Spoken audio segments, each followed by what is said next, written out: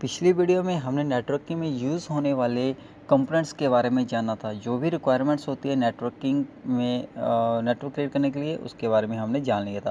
लेकिन आज मैं आपको एक कंप्यूटर नेटवर्क बनाना सिखाऊंगा।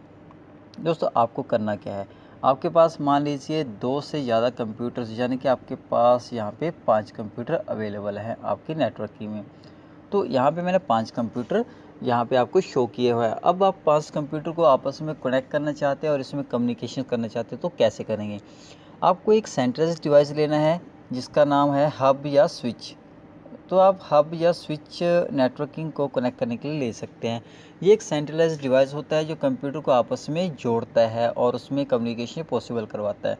अब आपने एक सेंट्रलाइज्ड डिवाइस ले लिया और आपके पास 5 कंप्यूटर हैं।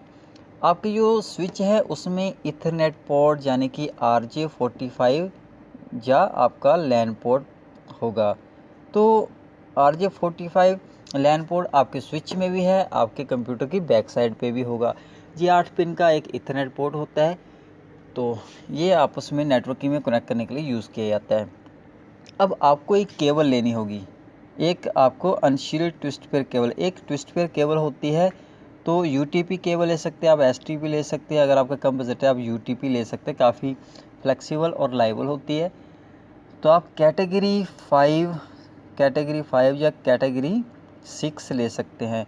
ये आप अलग अलग टाइप होती है, कैटेगरी 1 2 3 4 5 7। इसकी स्पीड भी अलग अलग होती है, लेकिन मोस्ट पॉपुलर आपकी कैट 5 5E 6 कैट 6 और 7 होती है, जिसकी स्पीड कैट 5 की आपकी 100 Mbps एंड कैट 6 की आपकी 1000 Mbps तक होती है। तो ये काफ़ी फास्ट होती है। तो आप इसमें से कैट 6 का यूज़ या कैट 5 या 5E का यूज़ कर सकते हैं। अब यहाँ पे जो केबल है इसके भी अलग अलग स्टैंडर्ड होते हैं आपको नेटवर्किंग में कनेक्ट करने के लिए। जैसे हमारी क्रॉस केबल होगी, हमारी straight through cable and rolled over cable होती है। अगर आपकी सिमिलर डिवाइस हैं, जैसे कि एक जैसी डिवाइस, जैसे कंप्यूटर को कंप्यूटर से कनेक्ट करना है डायरेक्टली, तो आप क्रॉस केबल का यूज़ कर सकते हैं। स्ट्रेट थ्रू केबल आपकी वहाँ यूज़ होती है, यहाँ पे आपके अलग अलग डिवाइस होते हैं। जैसे स्विच हमारा अलग डिवाइस है, कंप्यूटर हमारा एक अलग डिवाइस है, तो इसके लिए आपको स्ट्रेट थ्रू केबल का यूज़ करना पड़ेगा। रोल्ड ओवर केबल आपको डायरेक्ट PC को राउटर के साथ कनेक्ट करने के लिए यूज़ किया जाता है। इस केबल के बारे में हम बाद में डिस्कशन करेंगे। तो फिलहाल हम नेटवर्क को आपस में कनेक्ट करना सीख लेते हैं। दोस्तों, यहाँ पे स्विच को, आपके स्विच का जो इथरनेट पोर्ट है, इसमें आपको केबल का एक एंड लगाना है और जो स्विच का दूसरा एंड है, जो केबल का दूसरा एंड है, वो आपको कनेक्ट करना होगा PC के बैक साइड के RJ45 पोर्ट के साथ। एज चीज़ सेकंड केबल लेंगे आप, स्ट्रेट थ्रू केबल। तो जो सेकंड स्ट्रेट थ्रू केबल है आपकी, उसकी एक एंड आपको स्विच के RJ45 इथरनेट पोर्ट पे लगाना है और ऐसा ही आपको PC के पीछे लगा देनी है। और स्ट्रेट थ्रू केबल आप तीसरी लेंगे, वो तीसरी PC को कनेक्ट कर देंगे, चौथी आप चौथी PC के साथ और पांचवी आपकी पांचवें PC के साथ। तो आपके जब ये कंप्यूटर आपस में कनेक्टिंग हो जाएंगे, तब आपको करना क्या है, आपको जो कंप्यूटर्स हैं उसमें आपको IP एड्रेस असाइन करवाना होता है। जब तक आप कंप्यूटर को IP एड्रेस नहीं देंगे तब तक ये कम्युनिकेशन नहीं कर पाएंगे। तो इसको IP एड्रेस देने के लिए आपको अपने कंप्यूटर की जो इथरनेट की प्रॉपर्टी है, लैन कार्ड की प्रॉपर्टी है, वहाँ पे जाके आपको इसमें IP एड्रेस असाइन करवाना होगा। तो चलिए, सबसे पहला जो PC है मेरा, इसके ऊपर IP एड्रेस असाइन करवा देते हैं कि कैसे करना है। अब कंप्यूटर में IP एड्रेस डालने के लिए आपको सबसे पहले करना क्या होगा, आपको अपने कंप्यूटर पे चले जाना है रन पे जहाँ पे आपको ncpa.cpl कमांड को टाइप करना और एंटर कर देना है। ये बिल्कुल शॉर्टकट और बहुत ही आसान तरीका है। यहाँ पे आपको इथरनेट कनेक्शन पे जाना है, राइट क्लिक करके इसकी प्रॉपर्टी में आ गया मैं।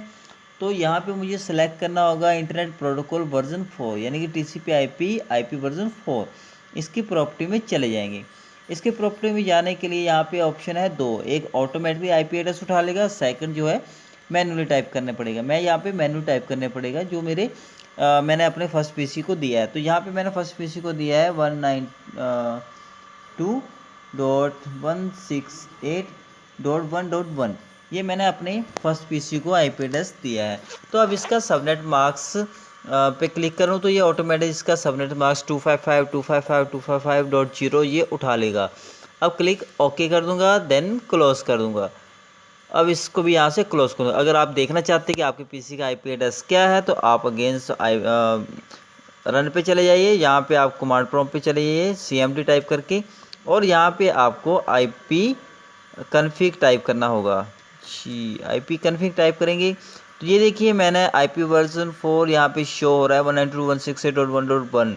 अगर आप पूरी डिटेल लेना चाहते तो आईपी कन्फिग स्पेस / करके आर टाइप कर देंगे। आपको यहाँ पे अपना सारी इन्फॉर्मेशन आपके इथरनेट कनेक्शंस की यहाँ पे शो कर देगा कि आपके आईपी एड्रेस का एड्रेस क्या है आपके पीसी का, और उसका सबनेट मास्क, उसका हार्डवेयर एड्रेस से सब कुछ आपको यहाँ पे शो कर देंगे, जिसके बारे में हम बाद में डिस्कशन करेंगे।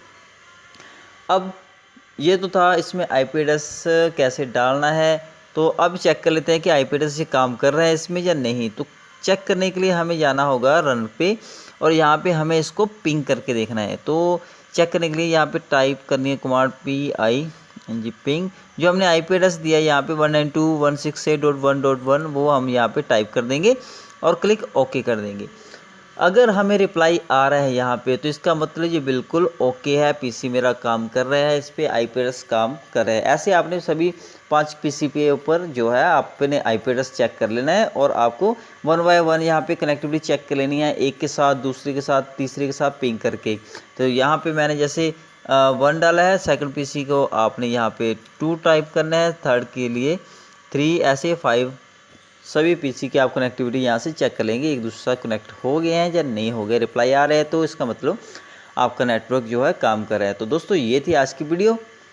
तो अगले हम सेशन में, अगले चैप्टर में हम जो आईपी एड्रेस के बारे में जानेंगे कि आईपी एड्रेस क्या होता है, कितने प्रकार का होता है, तो ये कैसे काम करते हैं, इसके बारे में हम जानेंगे। तो आज के लिए बस इतना ही, तब तक के लिए अपना ध्यान रखें। Thanks for watching.